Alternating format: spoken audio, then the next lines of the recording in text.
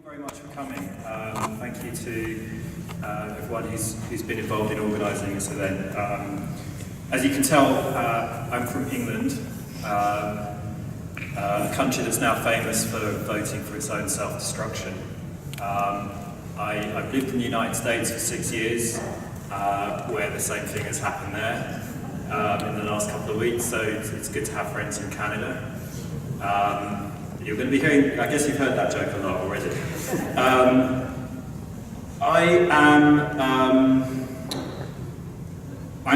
So I grew up in London, when I was in my 20s, I got involved in kind of community activism in the South Asian communities, in particular in Britain, and we were dealing with issues of kind of racial violence, immigration rights, issues with policing. So that was how I first became interested, involved, concerned with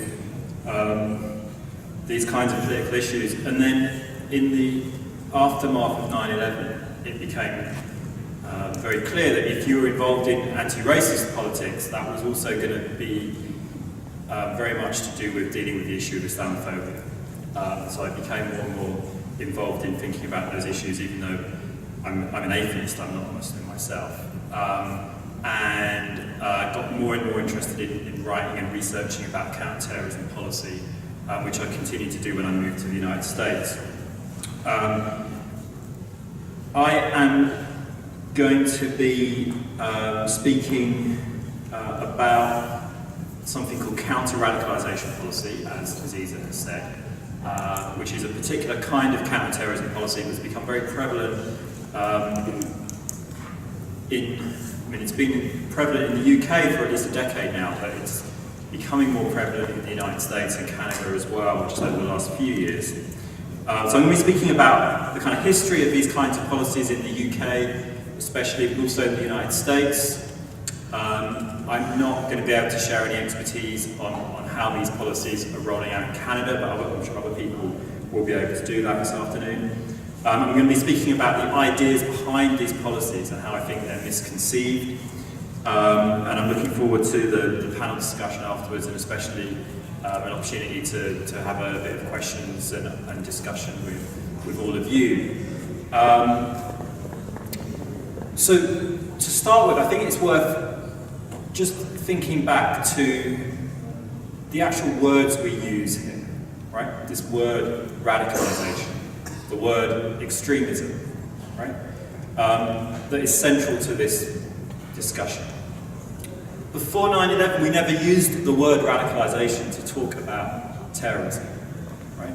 There's a lot of terrorism in the world, we never used the word radicalization, right? So we're dealing with a situation where, for some reason that I'm going to try and explain to you, after 9/11, this word radicalization was perceived to be needed by government agencies, by think tanks who were working with government agencies. They decided there was some reason this word radicalization would be needed. The existing vocabulary was not sufficient for their purposes, right? Why was that, right? Why are we using the word extremism so much nowadays when the same kinds of issues were discussed with the word terrorism primarily before 9/11, right? So we've introduced these two new words, radicalization and extremism. Where have they come from? What do they mean? The language here is very important. After 9/11, if you followed the discussion in the United States, even from think tanks who were, somewhat serious in doing research and so forth, the analysis of why 9/11 happened was very simple. It simply said there is an evil ideology in the world, and that ideology needed to be destroyed because it was evil. Right? No explanation of where these ideas come from, what is the history of it, what is the politics of it. All those kind of questions were set to one side, and it was simply this notion of an evil ideology in the world. Right? In Europe, the national security agencies, the governments, they didn't want to talk that way. Right? They wanted something that would try and explore what they considered to be the root causes of terrorism. Okay? Which is how a lot of people had thought about terrorism before 9/11 all around the world. If you want to prevent terrorism, find out what its root causes are. That was the thinking. So in Europe, in particular in Holland actually, the government started to use the word radicalization as a way to think about what causes terrorism to come into existence. Right? And a number of studies were done that tried to find out what were those causes. And then in 2005 in Britain, we had the so-called 7/7 bombings on the London transport system, and the word radicalisation suddenly became very important in Britain as a way by which what happened was officially being made sense of. Right? Suddenly this word radicalisation was everywhere, and it became, in fact, the main way in which Muslims were talked about. Right? The only question that people wanted to ask was, are these Muslims radicalised? Is that group of Muslims radicalised? How radicalised are you? Right? That started to become the only question. Radicalisation became the chief lens through which governments viewed Muslim populations in Europe. Okay. And we started to see something called counter-radicalization policy come into being. Right? Now, you already had counter-terrorism policy, right? Which means laws that have been introduced even before 9/11 that said terrorism is a crime that is very different from other kinds of crime. It needs special legislation. So if someone murders civilians within the United Kingdom for political motives, they should be treated differently from if they murder civilians for, say, organised crime motivations. So there was specific terrorism legislation that says these crimes are to be treated more seriously. The police can use greater powers in various ways. You can be detained and questioned for a longer period of time. You can be stopped on the street and questioned on the basis of your ethnicity if there is a terrorism suspicion. Okay? So that was already in place, all kinds of terrorist powers, counter-terrorism powers. What counter-radicalization does is something very different, where it says the problem of terrorism is so serious that it's not something that we can just deal with in terms of the regular criminal justice system where you look for suspects, you investigate them, you try and bring a criminal prosecution. The argument is that you need to go earlier in what is imagined to be a process that someone goes through into becoming a terrorist. You need to get earlier on in that process. You need to preempt them from becoming a terrorist in the first place, rather than investigating them once they're already a terrorist. Right? So, to use the police jargon here, what they talk about is wanting to have policies that intervene in what they call the pre-criminal space. Right? A period of time in someone's life before they've become a terrorist criminal. Right? And that should ring some alarm bells for you, because of course what pre-criminal space really means is non-criminal space. Okay? Now, the policy program that was introduced in Britain that tried to do this idea of this early intervention, the policy program was called Preventing Violent Extremism, or PREVENT for short. And it had two prongs. It was introduced after the 7/7 bombings in London around about 2006. It had two prongs. The first prong was focused on community leaders, right? And what it said was it wanted community leaders to be publicly denouncing extremism, right? And it said it would fund those community leaders to promote that message of opposing extremism, right? So millions of pounds was made available by the British government for community leaders if they were willing to take up this message. Okay? And the idea was that by having these community leaders publicly denouncing extremism, it would discourage extremism from circulating. So that was the community-based idea. And what extremism was never very clearly defined at that point, right? So that was one of the areas of ambiguity, maybe deliberate ambiguity. For some people it meant that you would advocate that people should be very patriotic about being British, and if they weren't, then they were somehow supporting extremism. For other people, it meant if you were critical of British foreign policy, for example in the war on terror, then maybe you were an extremist. Right? So started to get into some quite complex areas around politics. And from one angle it started to look like the government funding community leaders basically to advance a government propaganda campaign.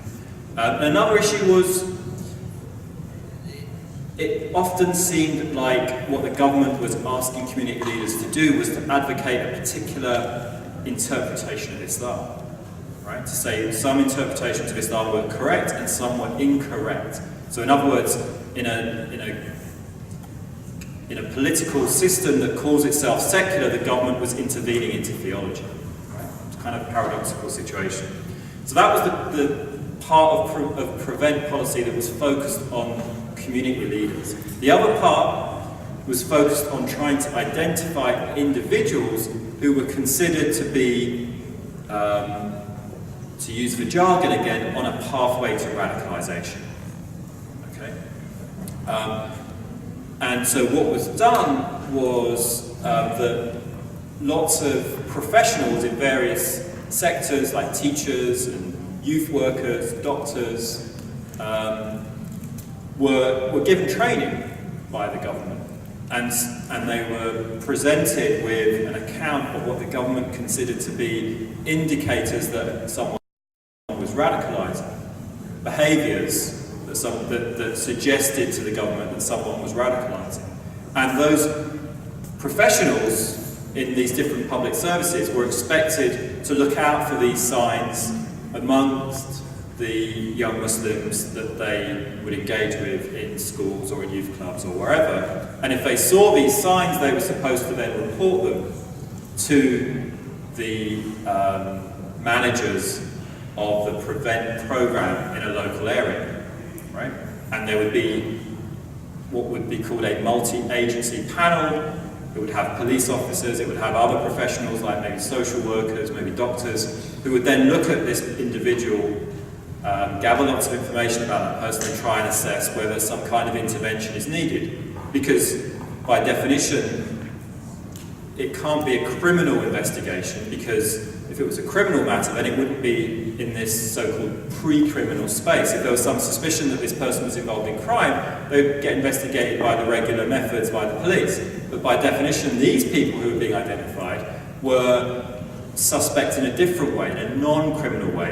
It was about expressions of ideology, okay, that were being seen as suspects in some way, which is not a crime, but was nevertheless seen as warranting an intervention. What kind of intervention? Well, for some young people it means that they would be asked to engage with someone who on behalf of the government would present to them a different way of thinking about what it means to be Muslim, a different interpretation of Islam. Or for others it might mean some kind of counselling, some kind of mentoring to help them with perceived emotional or behavioural problems or addiction problems or something like that. So these kinds of interventions, what again in the technical jargon here are called soft interventions, as opposed to the hard interventions that you might see if someone was being arrested and investigated by the police under counter-terrorism powers. And so, as you can imagine, what underpins all of this is a kind of model that the government has of what is the process by which someone radicalizes. Right? If you don't have that model of how someone radicalizes, you don't know what are the signs to look for. Right? So underpinning this was a whole body of kind of official thinking about what is radicalization? And this is why the word became so important, because without that word you can't even open up this area of thinking and policy making, right? That's why you need the word radicalization to do its work here. Okay. By last year, around 4,000 people a year were being reported in this way for this kind of investigation, right? As people who are seen as on a pathway to being radicalized. 3/8 of them, so almost half of them, are children under the age of 18, right? Some as young as 5 or 6 years old. And the focus is predominantly on young Muslims. There is also a number of people who have been reported through this mechanism, who've been reported as people who are perceived to be involved in kind of right-wing extremism of some kind, right? White extremism of some kind. Over the last 3 years, almost exactly the same policy has begun to be introduced in the United States. It's been tried first in Boston and Minnesota and Los Angeles. Right? The reason that those particular places have been chosen has not been made publicly, has not been stated publicly, but I think the reason is because those 3 places have a history where there is a Muslim community organisation that has been eager to kind of participate in this kind of partnership with the government. Right? So there was a willing partner for the government to introduce it in those places. In the United States version, they have learned a little bit from the British experience, and they're presenting it in a much more seductive way, because they're talking much more than the British did about how this is not something that's focused on Muslims in particular, but it's not about censoring anyone's beliefs or ideology. But if you look at how it actually plays out in practice, I think many of the same concerns will be there, and we can get into that more in the discussion if you wish. But the UK, the British example, I think is the most interesting to think about because it's the most advanced. They've pioneered this in a very substantial way. Huge resources have gone into it, so it gives us a kind of model of what can go wrong. And my research since kind of 2009 has been trying to look at what can go wrong with these kind of policies. When I first started researching this, there was 2 main things that I found. The first was that the way in which the policy was introduced, the funding for this program in each local area of Britain was in proportion to how many Muslims lived in that local area. Right? So in Britain, in 2001, was the first time that there was a religion question on the census. Right? So for the first time, the British government, in its census that it does every 10 years, asked you, what is your religion? Right? So we had official data on how many Muslims live in each local authority area. And when Prevent was introduced in 2006 and 2007, the funding for Prevent was in proportion to how many Muslims lived in each area. Right? So in other words, the size of the Muslim population became a proxy for the perceived risk of extremism. So in that sense, it was very obviously and blatantly profiling Muslim populations in the UK. Second thing that was particularly concerning to us was that whereas the way in which, the kind of rhetoric in which this policy was introduced was all about partnership and empowerment and kind of community involvement in kind of shaping solutions to a real problem. But when you actually scratch beneath the surface, what was also going on was the construction of a surveillance system that was drawing in huge numbers of people who were not part of the law enforcement agencies, who of course have a legitimate role in carrying out investigations and surveillance and so forth.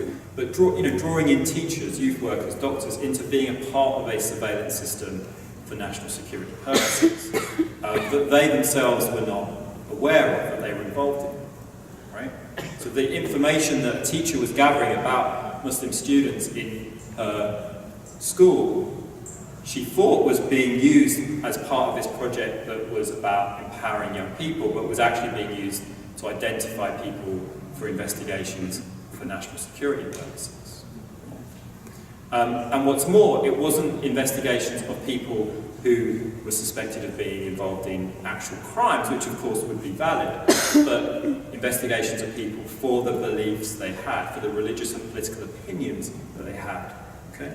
So this part of it that was to do with surveillance was one of our major concerns. Right? So I remember round about that time when I was first publishing stuff on this in kind of 2008, 2009, I interviewed a police officer who was working for Prevent Policy in Birmingham, which is the second largest city in Britain.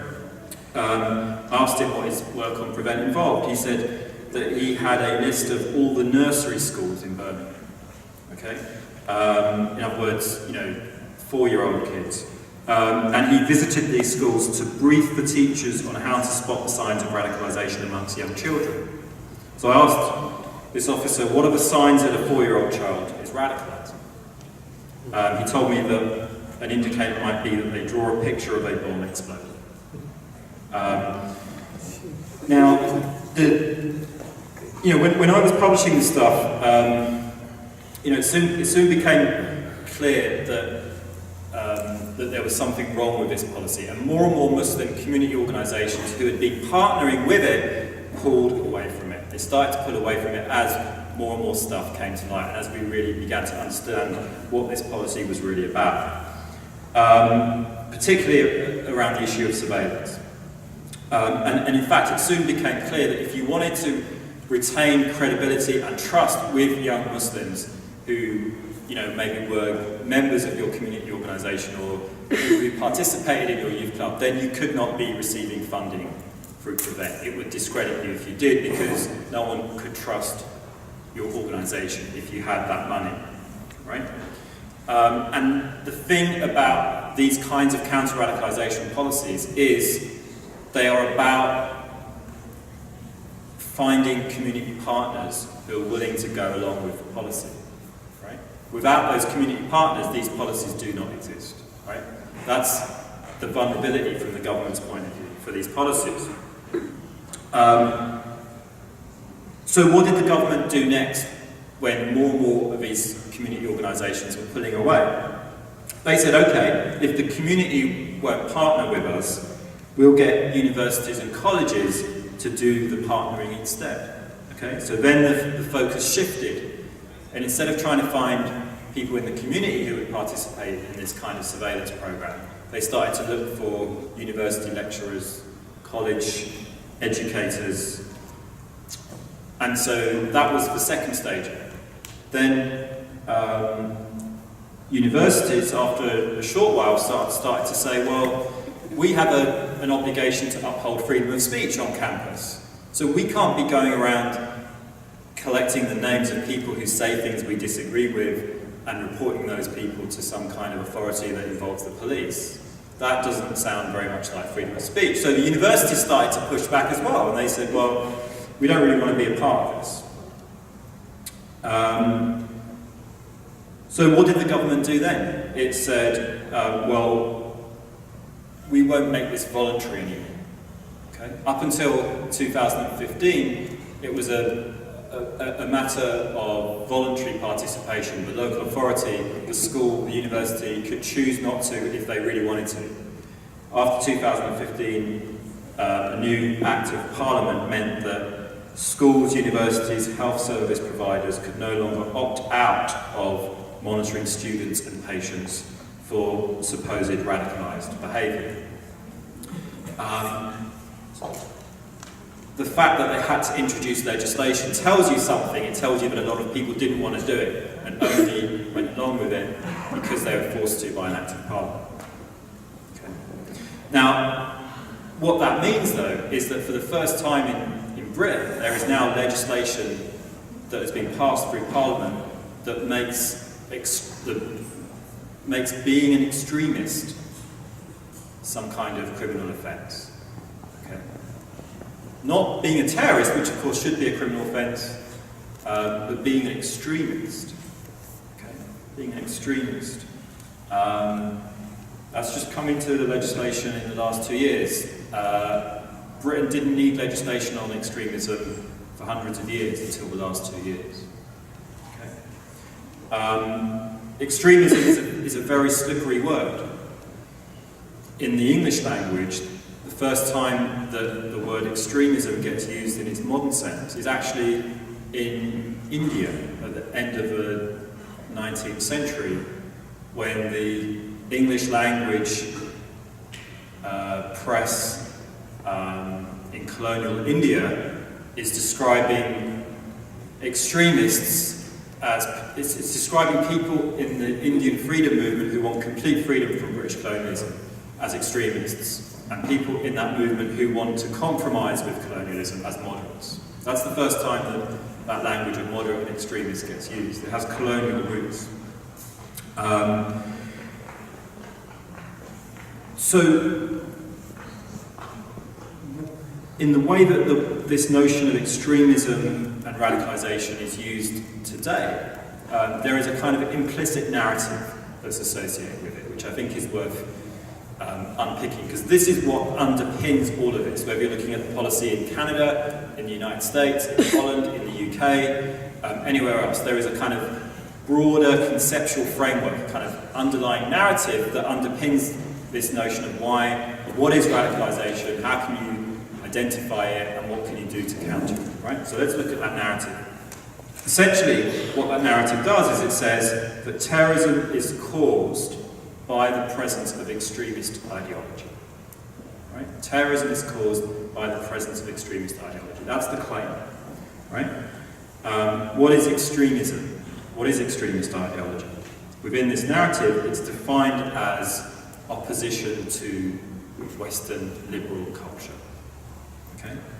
So the bulk of attention then is focused on trying to prevent the circulation of an ideology that is defined as extremist. Right? All kinds of different labels for what that ideology might look like. They don't really matter. And if you think that what causes terrorism is just the presence of these extremist ideas, right? Some form of religious ideology. If you think that's what causes terrorism, that's the key thing that makes someone into a terrorist, the presence of this religious ideology, then what you're going to want to do to prevent terrorism from the government's point of view is try to prevent that ideology from circulating, stop those ideas from spreading, right? And that's exactly what we see all of the policies being introduced to counter extremism. And counter-radicalization policies are one way of doing that. But the problem is that as an explanation for what causes terrorism, the presence of extremist ideology is just a very bad way of trying to explain why terrorism exists. Right? Just simply to say, well, it's because these people have extreme ideas is a very bad way of trying to explain what causes terrorism to exist.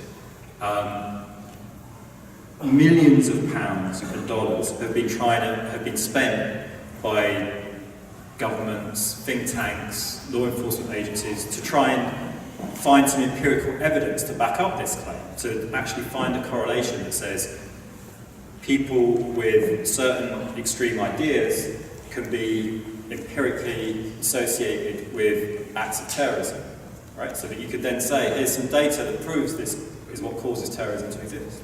No one's found any evidence of that kind at all. There is no correlation between holding a religious extremist ideology and becoming a terrorist. Many people are terrorists who don't have religious ideologies, extremist religious ideologies, however you want to define that. Many people have extremist religious ideologies and don't become terrorists. There's no necessary relationship between the two. And that shouldn't be as surprising to us as it might seem when you actually look at many of the cases that have been in the news. We know that when Europeans, when you know these stories that we read about of young people from Europe travelling to Syria, they arrive in Syria with copies of Islam for Dummies that they've ordered off Amazon before they leave. Right? They are not people immersed in religious ideology, quite the opposite. Look at the alleged leader of the terrorist attacks in Paris from a couple of years ago. Drank whiskey, smoked cannabis in the run-up to the attack. Look at the Bastille Day terrorist attack in Nice in July this year. After it happened, the French police spent ages trying to investigate this person's life, looking for evidence that some kind of process of religious radicalization had taken place. They didn't find anything that would fit that kind of analysis. Same with the shooter in Orlando earlier this year. And because this empirical evidence that would support this claim just isn't there, more and more of the really serious scholars who look at terrorism in academia are pulling away from this claim that was very popular in the first 10 years after 9/11, that looks for religious extremism as the root cause. Right? So people like John Horgan and Mark Sageman have both kind of been through this kind of turnaround in their analysis here, where they've now decided that the concept of radicalization really doesn't help us to understand what causes terrorism to exist. Okay. But the policies on which this notion of radicalization, that come out of this notion of radicalization, are still very much in force and are being expanded. Now, how am I doing for time? Maybe 10 more minutes. 10 more minutes. Okay, great. So, what I think is important to understand is that these theories of radicalization that try to focus on extremist ideology, religious ideology of some kind, as the root cause of terrorism, what they ignore is that when you look at the violence that we see in the world, in the war on terror, that violence is not coming from nowhere, it's relational. So the individuals who become ISIS volunteers are willing to use violence, but so too are Western governments willing to use violence. We like to think that the violence of Western governments is rational, reactive, normal, whereas the violence of terrorist organisations is fanatical, aggressive and exceptional. But Western governments also bomb journalists, children, hospitals, right? So if you want a full analysis of why this violence exists, if you want to talk about radicalisation, we also need to talk about the radicalisation of Western governments who are now more willing to use violence in more places than they were in the past, right? Whether you're thinking about torture or drone strikes or proxy wars.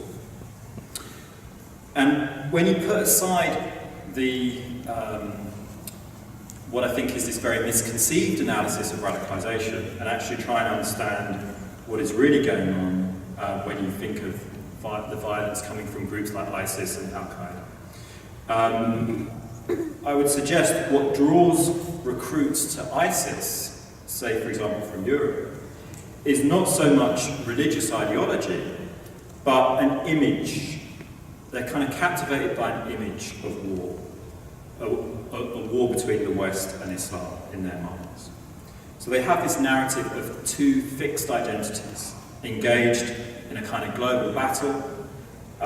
They see truth and justice on one side, lies, depravity and corruption on the other.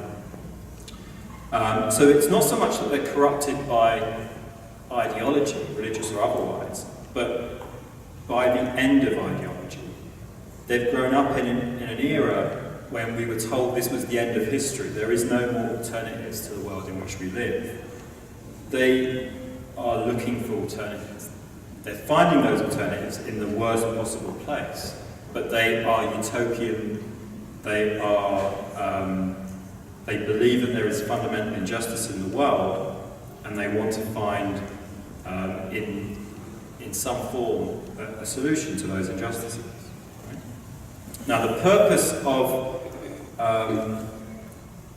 words like extremism and radicalization is to make us separate in our minds the killing of civilians that's carried out by groups like ISIS and Al-Qaeda from the killing of civilians that's carried out in our own name by our own governments. We want to separate out those so that our own violence, by definition, can't be called terrorist. It can't be called extremist, right? And so we never ask whether our governments, Western governments, have themselves become more radicalized. And that's why we fail to understand what we're dealing with. We fail to see that we're actually in a cycle of violence here. It's not one-sided. And that's partly to do with the fact that since the Vietnam War, we don't have pictures anymore, or stories anymore, of the violence that results from Western foreign policies, right? It's as if there aren't any individuals under those bombs anymore. We don't even get the statistics in our news media. We know that last year the United States dropped 22,110 bombs in Iraq and Syria.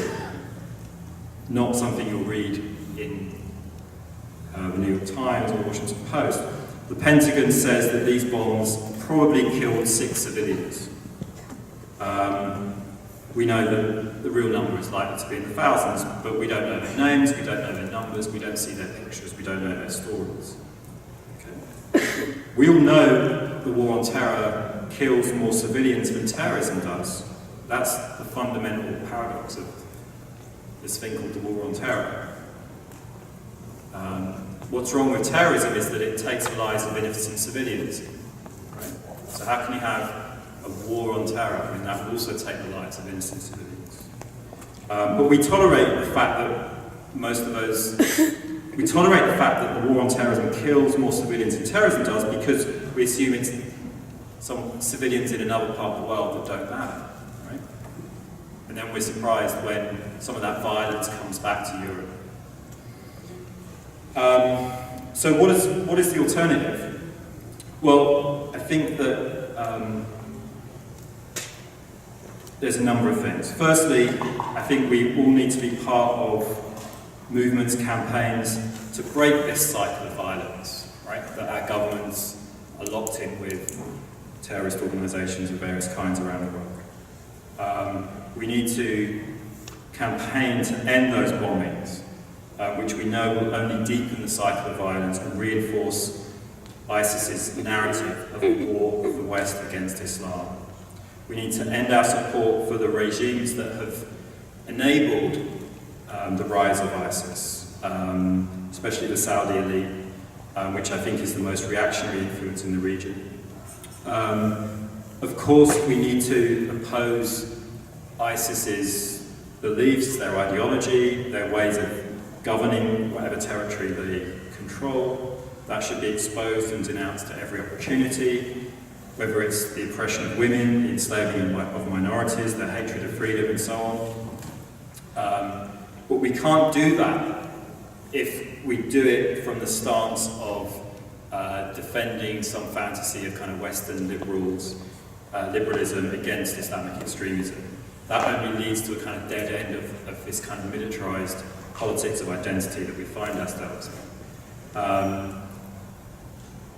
We, I think, need to be able to provide genuine alternatives to the kind of utopian, aspirational message that ISIS is actually offering some young people. We need to be able to give those young people a better vision of what a better world might look like, right? Rather than just saying, don't get involved in politics, don't get angry. We need to say, yeah, you're right to be angry, but here's an alternative way that we make the world a better place, because ISIS's way clearly is not valid or likely to be successful in any way at all.